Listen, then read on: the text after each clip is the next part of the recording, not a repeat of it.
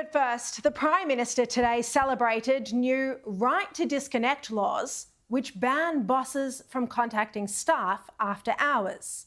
Anthony Albanese claimed these laws would give people more time with their family, when in fact they mark a dark return to a bygone era of 9 to 5 office hours. Here was the Prime Minister claiming that answering the occasional after-hours email was a mental health issue. This applies from today for large employers. Small businesses don't kick in for another year, but it is a common sense definition, basically, for some jobs. Obviously, people like mine, I'm on call 24 hours a day, but for many Australians, I think they're getting frustrated that they're expected to be on their phones, their emails, all of that for 24 hours a day. It's a mental health issue, frankly, as well, for people to be able to disconnect from their work and connect with their family and their life is what this is about. Well, the Coalition and the Business Council say that these new laws are unnecessary and are a major productivity drain at a time when slow productivity growth is a factor in inflation remaining high. And in terms of Australia staying competitive, well, we need to go toe-to-toe with companies globally. Do you see governments in China, the United States or India forcing their workers to knock off at a certain time? It's absurd government regulation in the business sector. And this comes at a time when AI is already challenging human productivity. But why I want to speak about this tonight is because these laws have a much bigger drawback from a societal perspective. One major issue with these laws is that they will inevitably put a handbrake on mothers returning to work after having children. Women have been fighting for flexible working hours for decades. One of the only good things to come out of the pandemic is that it showed that working from home was entirely feasible. How to get women to return to the workforce after kids has been a major political discussion point for years. The Albanese government claims the answer is free childcare. But not all mothers want to leave their babies in childcare for an entire day while they go to the office. And many mothers want to be there to pick their young children up from school in the afternoon and be there to help with the homework. Flexible working arrangements mean that mothers can return to work while still being able to juggle the demands of children. And many mothers work while their kids are at school and then they log back on when they're asleep at night. It's working in a way that suits parenting.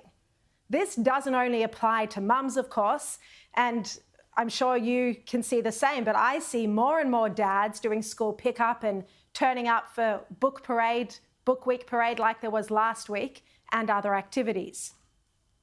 But this is now all under threat, thanks to Anthony Albanese's new laws. Bosses could get hauled into court, they could be fined if they contact workers after hours.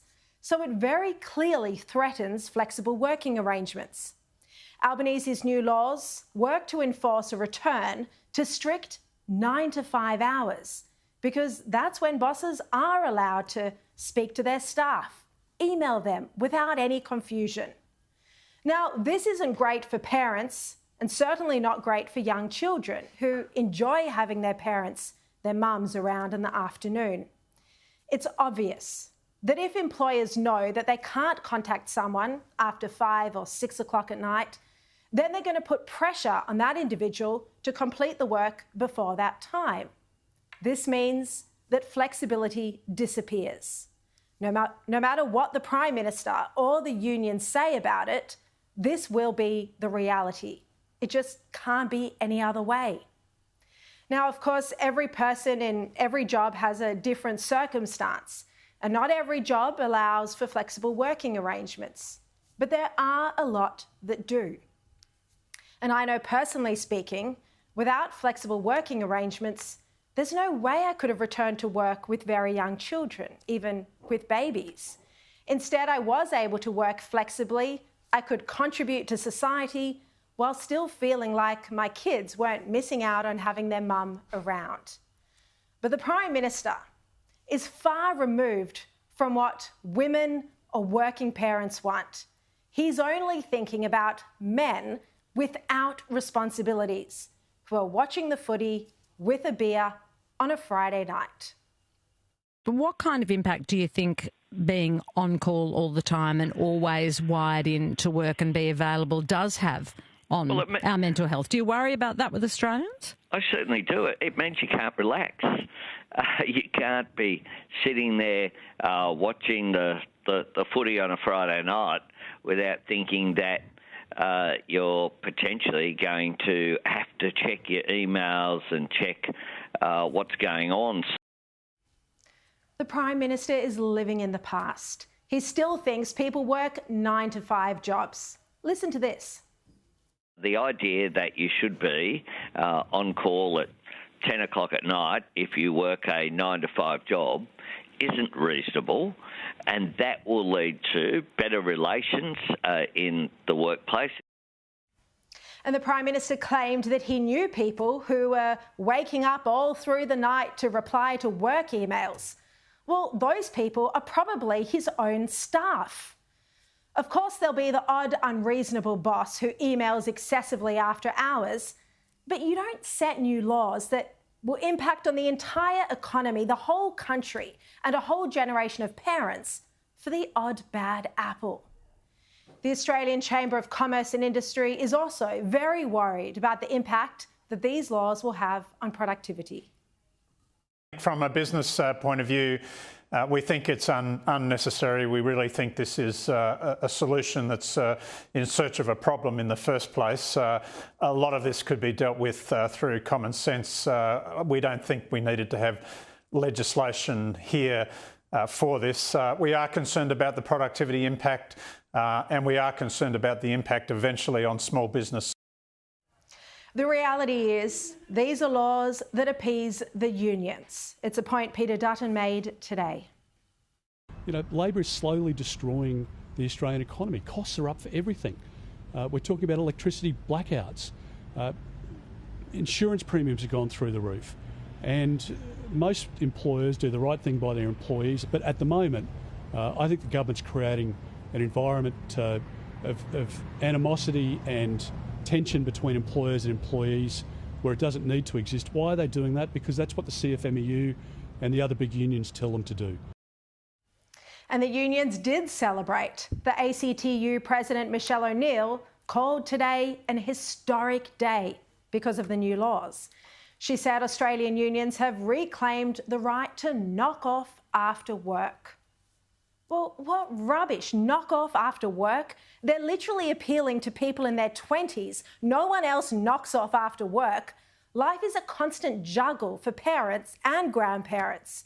I mean, who is knocking off after work and going to the pub? Literally no one that I know. And for the young people who are knocking off, well, this idea that they need mental health time away from their phones is ludicrous. And by the way, that is what the PM suggested. Have a listen. But what it will do is take that pressure off people to be constantly checking their devices. It is a scourge in so many ways. Okay, so young people don't need to feel the pressure anymore to constantly check their device. Well, most people, and especially young people, are inseparable from their phones. You can't make them put them down. They're constantly attached to their devices. So who are these laws actually helping? They're hindering small business that will have to spend money on red tape and compliance. They're going to force parents back into the dark ages. Mothers might have to stop working. It seems to be a sop to the unions. The Prime Minister's rules are a return to a bygone era. They're a handbrake on the flexible working arrangements that all major companies globally are moving towards. And if you're still unsure if these laws are a good idea or not, you only have to look at the most forward-leaning tech companies globally that are renowned as the best places to work. They're more often than not unicorn tech companies that know how to attract and retain talent, and they know how to innovate while maintaining productivity. All of them are encouraging flexible working hours, and none of them are cutting off emails post 5 p.m. It's the reverse. It's allowing flexibility, allowing employees to choose their own hours while still getting the job done.